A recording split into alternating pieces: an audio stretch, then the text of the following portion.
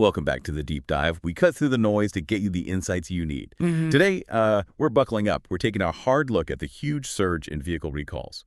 If you own a car, lease one, planning to buy, this definitely impacts you, our mission here. To give you a shortcut, really.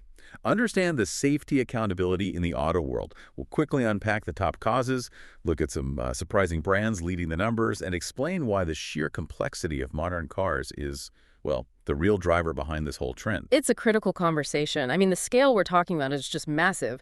Just to set the scene a bit, a vehicle recall isn't some minor tweak. It's when a manufacturer, or maybe a regulator, finds a defect serious enough that the vehicle fails federal safety standards. And that means the manufacturer has to notify owners. They're legally required to offer repairs, sometimes replacements, or even refunds in certain rare cases. And the scale. You mentioned scale. The numbers are pretty sobering, aren't they? They really are. Just looking at 2025 so far, get this. Over 3.5 million vehicles recalled in the U.S. alone, and that's from 197 separate issues, each one posing a defined safety risk. Wow. 3.5 million. It really hammers home that vehicle safety isn't, a solved problem. It's constantly evolving. So we break down those 197 issues. The sources point to, four main areas where things are going wrong today. First, the real basics.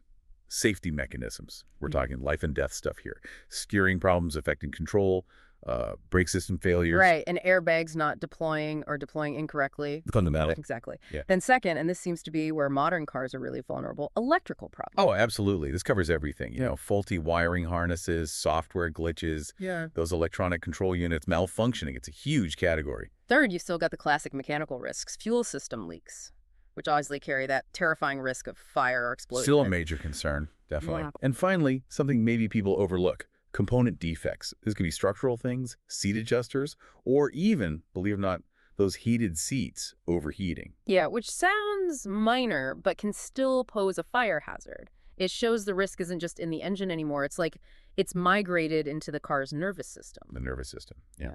These four areas show it's not just isolated failures, it's systemic, right? Yeah. Across the whole vehicle. Precisely. Okay, let's unpack this a bit before we get into the deep engineering stuff. There are some common ideas people have about recalls, maybe misconceptions, that actually stop them from getting the fix. We should probably clear those up. Yeah, I think I used to assume recalls were mostly minor things, a bit of trim rattling or the radio acting up. But the sources just blow that idea out of the water. Misconception 1, recalls are minor. Reality. Most are flagged because they seriously impact your ability to control the car or stop it safely. Catastrophic failure risks, basically. And that ties right into the second big misconception, that recalls are rare or maybe only happen to really old cars. The sources show the exact opposite. Recalls have surged dramatically, and it's directly linked to that explosion in complexity. Yeah. When we talked about all the electronics, sensors, lines of code crammed into new vehicles. That complexity, Yeah. it really sets the stage for the next bit of data, doesn't it? Yeah. Let's talk about who is actually caught up in this spike. The numbers from early 2025 give us this really interesting, kind of surprising comparison. Yeah, it's fascinating when you look at the difference. So Ford Motor Company, they had the highest number of separate recall campaigns, 197 different issues identified. Okay, highest number of issues. Right, affecting over 1.8 million vehicles. And these often seem to be, component level things, mechanical issues, maybe more traditional manufacturing defects. Open parts. Exactly. Yeah. But then if you shift focus to the total number of vehicles impacted by recalls, Tesla jumps way out in front. Over 5.7 million vehicles affected. 5.7 million. Wow. So Ford has more types of problems, but Tesla's problems hit way more cars. Precisely. And it points to that bigger picture, right? Ford might be dealing with physical parts failing a mechanical reality. Tesla's huge numbers often come from fewer, but much wider-reaching issues. Think software updates gone wrong, battery management glitches, autopilot problems.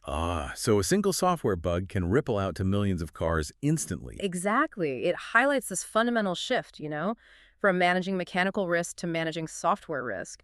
We're swapping physical defects for, code vulnerabilities. That's a really sharp distinction. Yeah. Trading physical flaws for code flaws. But okay, whatever the cause, mechanical or software, is a big problem. Getting the recalls actually done, the completion rate. The risks are serious, but people often don't follow through. And vehicle age plays a big part here, doesn't it? Oh, it's a huge factor. Makes perfect sense when you think about it. Newer cars, say 0 to 3 years old, they have the highest completion rates. Because the manufacturer knows who owns them. Exactly. The owner information is current, the communication works, they know where the car is. But Okay. once cars get older, say 9 years or more, the completion rates plummet. They're the lowest. Why is that? Just lost track of owners. Pretty much. The original owner might have sold it maybe multiple times. The vehicle tracking gets fuzzy. The recall notice might literally never reach the person driving the car now. So awareness is key, Mhm. but the system itself struggles to get the word to the right person, especially for older cars. That's the challenge. We struggle to communicate urgent safety stuff effectively over time. Which brings us right to the engineering side. Why are these cars, supposedly the most advanced ever, failing at such a high rate, systemically? Well, like we touched on, it really comes back to complexity. It's not just lots of parts, it's that everything is interconnected now. You've got systems controlling adaptive cruise, heated seats, infotainment, all talking to each other through, potentially hundreds of thousands of lines of code. More connections mean more places things can go wrong. Exactly. More points of intersection mean more potential points of failure. A tiny flaw in one system can cascade and mess up several others. And these aren't just cosmetic flaws. They're hitting the absolute core safety functions. We're seeing brake system failures, Right, compromising stopping ability. airbag malfunctions, steering defects, the really fundamental stuff for controlling the vehicle. Mm-hmm. But there's also this newer threat emerging from all this complexity, right? Yeah. High voltage battery failures. This is tied directly to EVs, isn't it? Is this like the next big wave of systemic failure? It absolutely is. The shift to electric vehicles introduces a completely new risk profile. High voltage battery issues raise huge concerns about fire risk. Which is terrifying because it can happen anytime. That's the scary part. The fires can happen while driving, while charging, or even when the car's just parked in your garage. It's a novel, really high-stakes engineering challenge the industry is still, frankly, figuring out. Yeah. And to really illustrate how bad these systemic failures can be, the sources mention some pretty unforgettable examples from the past. Oh, yeah. The classic, really tragic example is the GM ignition switch recall. Affected 2.6 million vehicles. 2.6 million. And the gravity of it. Huh. It's hard to overstate. These faulty switches could just turn off while the car was moving. While driving. While driving. Think about that. Ignition cuts, okay, engine stops. But crucially, it also killed power steering, power brakes, and the airbags. Disabled them completely. Oh my God.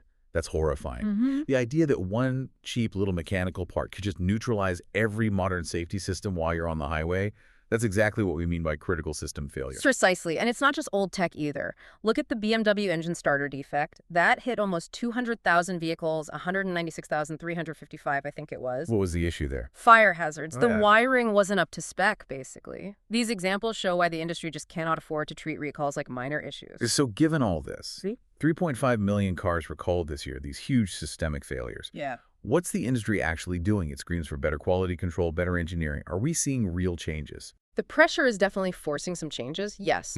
There's a move towards better design protocols, more comprehensive testing, not just, ticking boxes for certification and generally strengthening quality control. So designing for resilience. Kind of. Designing systems that can maybe handle one sensor failing without everything else crashing down. It's a slow process, but the thinking is shifting. I wonder, though, how much is internal motivation versus external pressure? Because the sources suggest this recent surge in recalls is heavily influenced by regulators getting tougher. Oh, it's largely external pressure driving the pace, I'd say. Look at Q1 2024 product recalls jumped 8%. And that increase was specifically linked to regulators focusing more intensely on consumer safety. 8% in one quarter. Yeah. And think about 2024 overall, over 27 million vehicles recalled that year alone. That huge number isn't necessarily proof cars suddenly got way worse overnight. It means regulators are looking harder. Exactly. They're digging deeper, forcing fixes for issues that maybe 10 years ago might have slipped through the cracks. That makes total sense. And for the car companies, this isn't just about fixing cars. It's a massive business problem. Let's talk money. The sources say a recall hits the stock price, a negative reaction, about 0.22% loss, which works out to roughly $81 million for an average manufacturer. That's the figure cited. Okay, but honestly, $81 million. For a giant like Ford or GM, that sounds almost like, pocket change. Yeah. Is the reputation damage the real threat here, or does the stock just bounce back next quarter? That's a really crucial point. The immediate financial hit is measurable, yeah. And you're right, the stock often does recover, but the long-term damage, that's all about reputation. Right. Constant, high-profile safety problems erode trust far more effectively than any single fine. Consumers get wary, they get distrustful, and people absolutely will change their buying decisions based on perceived safety risks down the line. That psychological damage from a bad safety reputation is ultimately way more costly than that initial $81 million dip. And that's where an agency like the National Highway Traffic Safety Administration, NHTSA, becomes so essential. They provide the regulatory muscle, the pressure. Exactly right. NHTSA sets and enforces the safety standards. Everything from crashworthiness, how well the car protects you in a crash, to crash avoidance, the system's meant to prevent the crash in the first place. So they cover the whole life cycle. Pretty much. And having those strong regulations is vital. It ensures every vehicle has to meet strict safety standards. Without that framework, you can bet compliance would slide. Okay, let's shift from the big picture, the regulations and economics, down to the individual. What happens when that recall notice actually lands in your mailbox? Getting the notice is one thing, but acting on it, that's the critical part. Absolutely. So you need a clear plan, right? Step one, actually read the notice carefully. Don't just glance at it. Understand the specific defect and the risk. Is it a fire hazard? Steering loss? What could happen? Check the details. Then immediately check nhtsa.gov or the manufacturer's website. Use your vehicle identification number to get specifics and see if there are any updates. Good advice. And step two. Contact your dealer promptly. Schedule the repair or the inspection. Don't wait. Every mile you drive potentially increases the risk from that defect. Timely action is non-negotiable. And now, for maybe the single most important piece of info for consumers, the one that busts that myth about recalls being expensive. Can you just hammer home the cost aspect? Let me be crystal clear on this. Recall repairs are done at zero cost to you, the owner. Absolutely free. Oh, right. It's your fundamental consumer right, guaranteed by law. If any dealer tries to charge you for parts or labor on a federally mandated safety recall, they are breaking the rules, period. You should never pay a dime. That clarity is vital. So your rights are absolute. Right to free repairs, right to clear information about what's wrong and how they'll fix it, and the right to timely service. They have to do it within a reasonable time frame. And if the dealer gives you the runaround, use those resources. Go to nhtsa.gov. Push back. You have rights. Okay. And the final piece of practical advice ties back to that problem we discussed, outdated owner info, especially for used cars. Right. You might not get the notice in the mail, so you have to be proactive. Use the VIN lookup tools. They're right there on nhtsa.gov. Put in your car's specific VIN. That is the only way to know for sure if your particular car is affected, even if it's the same make, model, and year as one in the news. So make it a habit. Check your VIN once or twice a year. Absolutely. It takes 2 minutes and could literally save your life. Okay, so wrapping this all up, what's the main takeaway for drivers today? The sources seem clear. Yes, the complexity of modern cars, all the electronics, software, batteries, has definitely driven up the number and scale of recalls. It's undeniable. But the system of accountability, driven by us consumers being vigilant and regulators like NHTSA applying pressure, that system is working, actively trying to manage and mitigate those risks. That's a fair summary. The system isn't perfect, but it is responsive. And maybe, connecting this to the bigger picture, the data really forces us to think about the future of safety, doesn't it? How so?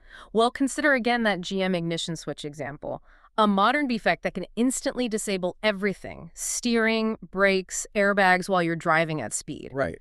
So the provocative question is, how should regulators like NHTSA balance this incredibly fast pace of new technology adoption, EVs, advanced driver assist systems, all of it with the need for really exhaustive long-term testing before these things hit the road? The tension between innovation, speed, and safety validation. Exactly, that fundamental tension. Yeah. It's something every driver, every engineer, every policymaker needs to constantly grapple with. Where do we draw that line?